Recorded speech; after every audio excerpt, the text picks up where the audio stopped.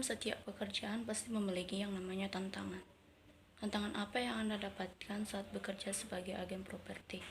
Tantangan sebagai agent properti itu biasanya eh, jika klien ingin melihat rumah tersebut atau apartemen tersebut, tapi yang pemiliknya tidak bisa pada waktu yang ditentukan.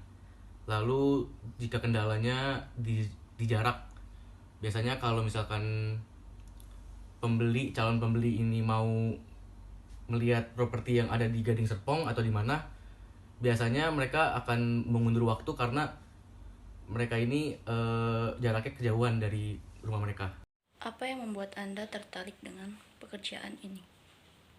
Yang membuat saya tertarik untuk uh, menjadi agent properti adalah satu, flexible hour. Itu kita boleh ke kantor, boleh tidak. Kita itu sebagai freelance, dan jika ada pekerjaan atau gimana yang menyangkut dengan kantor, kita masih bisa reimburse.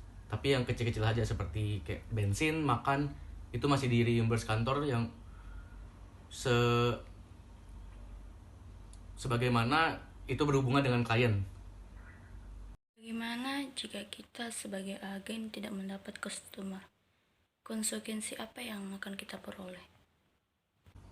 Sebagai agent properti, jika kita tidak dapat customer itu ya berarti kita ini tidak bekerja keras. Karena sebagai agent properti freelance kita harus mencari semua klien listing itu sendiri.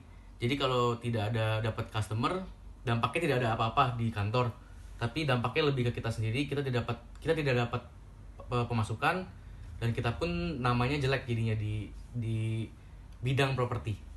Jadi itu aja. Terima kasih. Terima kasih atas jawaban yang telah didapat dari Saudara Brian. Semoga menjadi ilmu dan pengalaman di kehidupan sehari-hari. Terima kasih.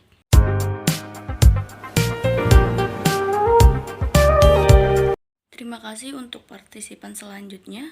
Langsung saja kita bertanya, apakah bekerja di perpajakan harus lulus dari jurusan perpajakan?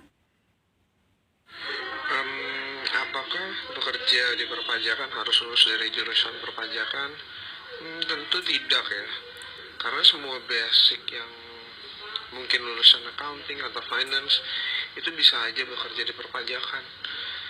Yang penting ada kemauan aja sih untuk belajar ya, dan juga ya strive buat kerja gitu. Pertanyaan kedua, tantangan dalam bekerja sebagai perpajakan. Tantangan dalam bekerja di perpajakan, yang pertama harus teliti ya, terus juga harus bisa kejar deadline waktu, karena kan di perpajakan itu berkaitan dengan bayar dan lapor, jadi ada deadline waktu yang ditentukan seperti itu. Dan juga untuk di perpajakan biasanya yang paling penting itu kita nggak boleh banyak salah sih ya, karena berhubungan langsung dengan kas negara dan pembayaran ke negara langsung. Jadi kalau misalnya salah atau nggak teliti, bisa ada namanya denda seperti itu.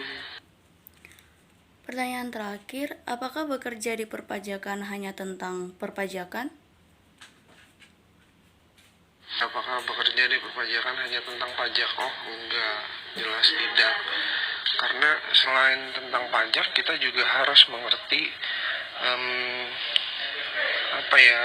mungkin invoice gitu. Jadi harus tahu apa itu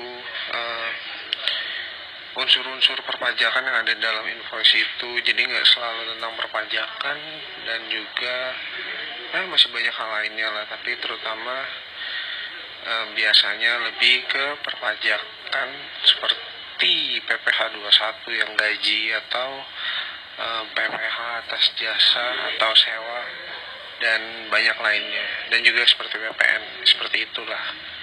Itu aja sih kayaknya dari saya. Thank you. Oke, terima kasih buat Mas Steven. Semoga apa yang diterangkan dapat menjadi pengalaman dan ilmu yang untuk diterapkan di kehidupan sehari-hari. Terima kasih.